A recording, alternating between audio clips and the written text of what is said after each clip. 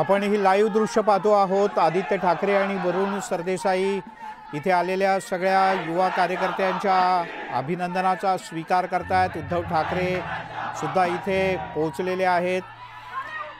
मुंबई विद्यापीठाच्या सिनेटच्या निवडणुकीत सर्वच्या सर्व 10 जागांवर उभाठाच्या युवा सेनेचे सर्व 10 उमेदवार निवडून आले।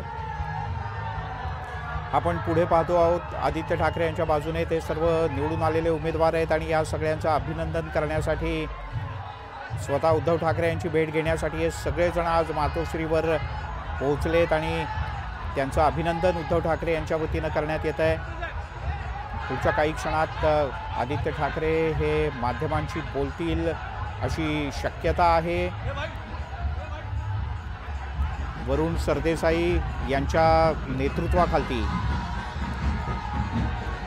ही निवडणूक युवा सेनेनं लढून जिंकली।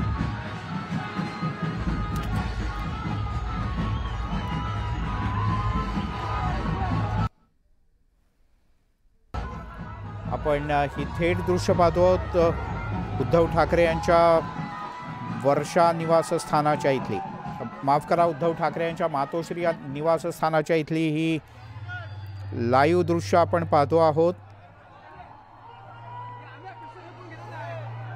अनिल परब आणि वरुण सरदेसाई या दोघांनी मिळून या मुंबई विद्यापीठाच्या सिनेट निवडणुकीचं नियोजन केलं होतं आणि या सगळ्या कार्यकर्त्यांना भेटण्यासाठी, पदाधिकाऱ्यांना भेटण्यासाठी आदित्य ठाकरे हे थेट खालती आले आहेत।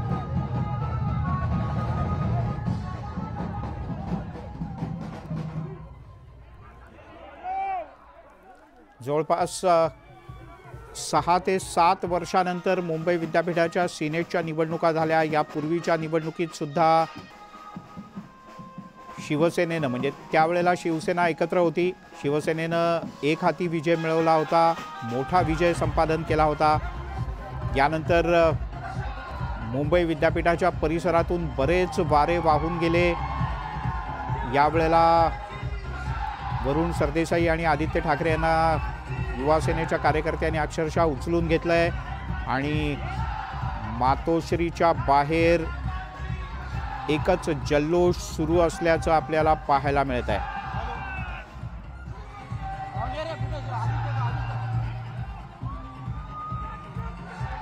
उदय जाधव आपले प्रतिनिधी आपल्यासोबत आहेत। उदय, मोठा जल्लोष आहे मातोश्रीवर आज। उदय जाधव यांच्याशी आपला संपर्क तुटला आहे, पण आदित्य ठाकरे आणि वरुण सरदेसाई यांच्यासह युवा सेनेच्या जिंकलेल्या पदाधिकाऱ्यांचं अभिनंदन इथे केलं जात आहे। यावेळेला शेवटच्या 2 दिवसामध्ये अचानक काही गोष्टी बदलल्या। पडद्यामागून नेमकं काय झालं हे पाहणं अत्यंत महत्त्वाचं आहे, पण शिंदेंची शिवसेना आणि मनसे या दोन्ही पक्षांनी या सगळ्यातून काढता पाय घेतला। मनसेच्या वतीने राज ठाकरे तर यांनी स्पष्ट केलं होतं की उमेदवार तर नाहीच, पण कोणी अन्य संघटनेच्या उमेदवारांना मतदान केल्याचं दिसलं किंवा त्यांचा प्रचार केला तर कारवाई करू, अशी ताकीद राज ठाकरे यांनी मनसैनिकांना दिली होती। यावेळेला कदाचित विधानसभा निवडणुकांच्या पार्श्वभूमीवर मुंबई विद्यापीठाची सिनेटची निवडणूक मनसे अधिक ताकदीनं लढवेल असं वाटलं होतं, पण प्रत्यक्षात मनसेनं इथून काढता पाय घेतला। दरम्यान अनिल परब यांच्यासह वरुण सरदेसाई आणि आदित्य ठाकरे यांनी एकत्रितपणे ही निवडणूक जोरदार लढवली। अर्थात या सगळ्या संदर्भात उच्च न्यायालयात एक याचिका सुद्धा दाखल करण्यात आलेली आहे अभाविपच्या वतीने। काही इथे बोगस पोलिंग एजंट सापडल्याची तक्रार करण्यात येते आणि त्याबद्दल न्यायालयात एक याचिका सुद्धा दाखल करण्यात आलेली आहे। अर्थात सर्वोच्च न्यायालयापर्यंत ही सिनेटची निवडणूक जाण्याची ही काही पहिलीच वेळ नव्हती, पण सर्वोच्च न्यायालयाने सुद्धा स्पष्टपणे सांगितलं मतदार आहेत त्यांच्या व्हेरिफिकेशनचा मुद्दा सुद्धा यावेळेला गाजला। कोणाचे मतदार किती जास्त मतदार असे सगळे मुद्दे यावेळेला चांगले चर्चिले गेले।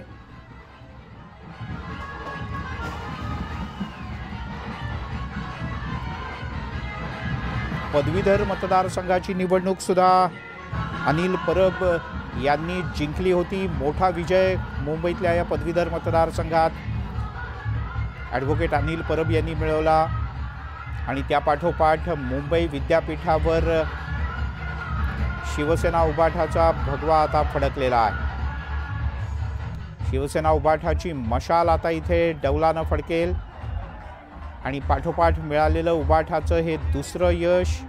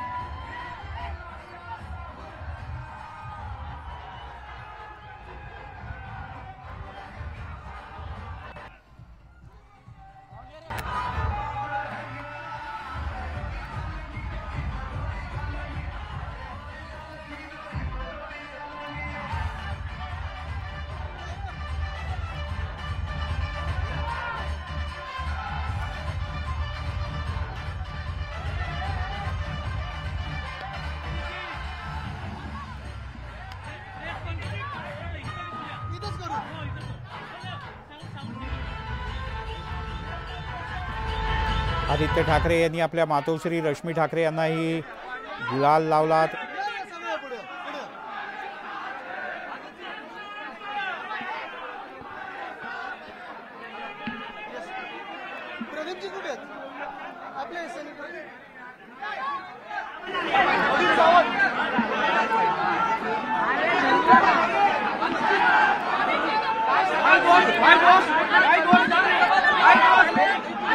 एक मिनिट करू नक्की, एक मिनिट बाकीचे उद्या पुढे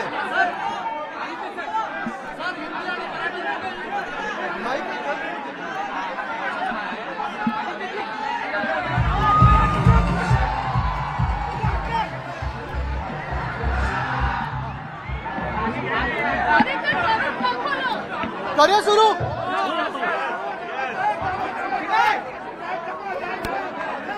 ठीक आहे उद्या तुमचं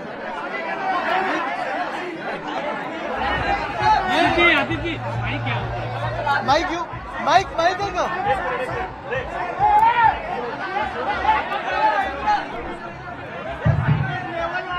जय महाराष्ट्र।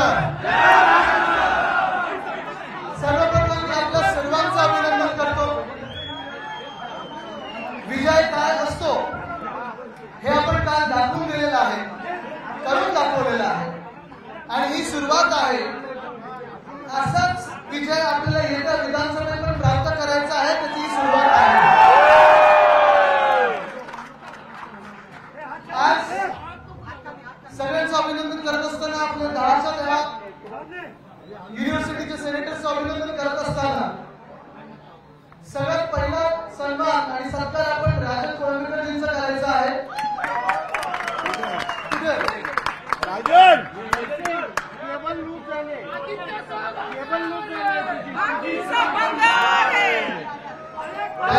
सत्कार करायचा आहे, कारण त्यांनी निष्ठा काय असते हे दाखवलेलं आहे। मागच्या दोन्ही टर्म मध्ये सेनेट सदस्य होते आणि मग यावेळी त्यांना विनंती केली की राजनजी थोडा मला थांबायला लागेल, मला नवीन नावं काही द्यायचे, काही चेहरे बदलायचे आणि क्षणभर विचार न करता त्यांनी सांगितलं की जे तुम्हाला द्यायचं सांगा, कोणाला नाव द्यायचं आहे, मी 10च्या 10 निवडून आणेपर्यंत शांत बसणार नाही आणि शिवसेनेचं काम करत राहणार। कालच त्यांचा वाढदिवस पण होता, तर मनापासून आपल्याला शुभेच्छा आणि असंच आपलं प्रेम आणि आशीर्वाद सोबत असू द्या। नक्कीच दुसऱ्या व्यक्तीचे इथे आठवण म्हणजे आपला सूरज चव्हाण, आपल्या हक्काचा माणूस। कधीही कोणाला काही अडलं असेल तर कोणी त्याला कधीही फोन करायचा आहे लवकरच बाहेर आल्यानंतर विधानसभेचा जो विजय आहे तो आपल्यासोबत साजरा करणार आहे. आणि मग अर्थात काल परवा जे काही आपण वातावरण पाहिलं, मतदानाच्या दिवशी असेल त्याच्या आधीच्या दिवशी असेल, आपल्या 10 उमेदवारांची मेहनत तर आहेच आणि त्यांचं कौतुक तर आहे. कारण गेल्या 2 टर्ममध्ये मला वाटतं प्रदीपची आपली हॅट्रिक आहे, जोरेजींची हॅट्रिक आहे, मिलिंदजी आपण दुसऱ्यांदा जिंकून येत आहे, मला वाटतं धनराजजी आपण दुसऱ्यांदा जिंकून येत आहे, शीतलजी आपण दुसऱ्यांदा जिंकून येत आहे, काही नवीनचे आहे.